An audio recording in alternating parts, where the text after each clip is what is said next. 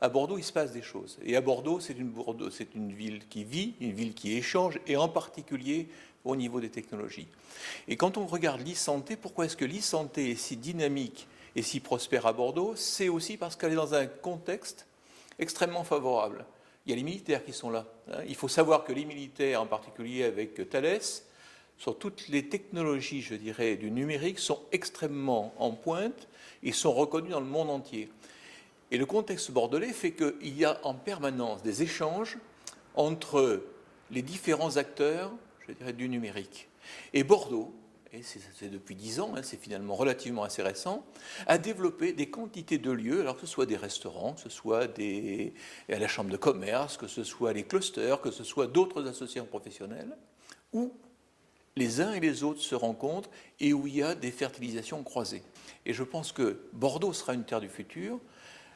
Et l'une des raisons majeures, c'est que le territoire bordelais est à échelle humaine et tout le monde peut se rencontrer, tout le monde peut échanger, que ce soit les scientifiques académiques de l'université, les scientifiques dans les entreprises, que ce soit les start-up, tout le monde se rencontre, se voit, échange, et cette, je dirais, cross-fertilisation, pour parler français, en fait, est extrêmement favorable, et c'est pour ça qu'on a à Bordeaux 50% de l'informatique de santé qui se développe. On a la chance effectivement d'avoir aujourd'hui un potentiel fort. On rappelle toujours que 50% du produit intérieur brut national de la branche informatique en santé est en la région Aquitaine et évidemment avec une concentration autour de la métropole bordelaise.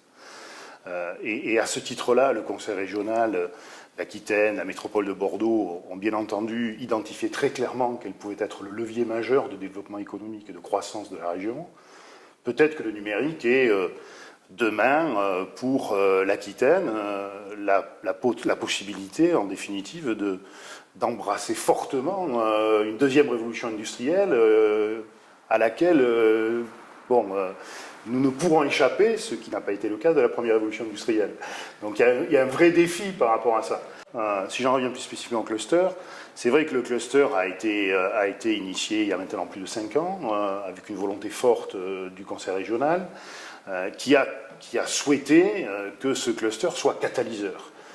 Alors catalyseur dans plusieurs domaines. D'abord, on est un carrefour, un bouillon de culture entre les industriels, les équipes de recherche, universitaires, les utilisateurs, les usagers.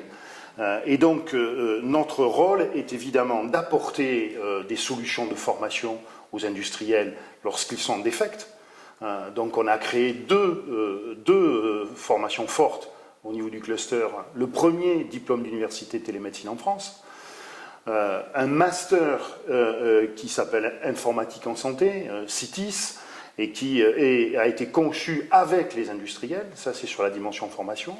Sur la dimension, effectivement, projet, on a bien entendu des groupes de travail qui ont pour vocation essentiellement de construire des projets collaboratifs, de mettre en relation avec une forte réactivité les industriels et les usagers. Si vous me demandiez aujourd'hui qu'est-ce qu'il faut faire de plus, je vous dirais qu'il y a deux axes sur lesquels on a aujourd'hui des marges de progression. C'est un thème très important, me semble-t-il, dans le domaine informatique en santé, c'est l'évaluation de l'usage et, bien entendu, le bon usage. C'est-à-dire qu'il ne suffit pas de développer des produits, des objets connectés, des systèmes d'info, si ça sert qu'à être vendu. Alors ça peut avoir un intérêt sur le plan du commerce, mais ça ne fera pas progresser la société. Donc il est important pour nous aussi que la e-santé apporte quelque chose de concret, c'est tout simplement l'amélioration de la qualité de vie et tout simplement l'amélioration de l'état sanitaire de la population. Pour qu'on en arrive à cet objectif sociétal, il faut qu'effectivement nous évaluions les usages de la e-santé. Invest in Bordeaux est un noyau qui va être en relation avec l'ensemble de l'écosystème, que ce soit les structures du conseil régional, mais aussi les structures de l'université, mais aussi les structures de la recherche. Tout le monde s'y retrouve représenté et donc tout le monde va communiquer. Et donc notre rôle, nous, Invest in Bordeaux, c'est le premier, l'accueil de l'entreprise ou l'accueil de l'investisseur. Il a envie de venir à Bordeaux, il nous a entendus, il vient et donc on va l'accompagner. C'est-à-dire qu'on va faire en sorte que son intégration dans le milieu bordelais, au lieu de prendre des mois et des mois, se fasse en quelques semaines. Et la deuxième mission que nous avons, c'est bien sûr faire connaître, faire la promotion du territoire, faire connaître à l'extérieur les spécificités de Bordeaux. Et nous allons annoncer très prochainement un service qui va être Bordeaux Service d'accueil, qui va permettre à un investisseur de venir chez nous dans nos locaux pendant une semaine, 15 jours, un mois, 2 mois, et on va faire une sorte de coaching, on va lui ouvrir, on va lui faciliter la tâche, et en quelques semaines, on va lui faire rencontrer tous les acteurs du tissu scientifique, économique, politique bordelais.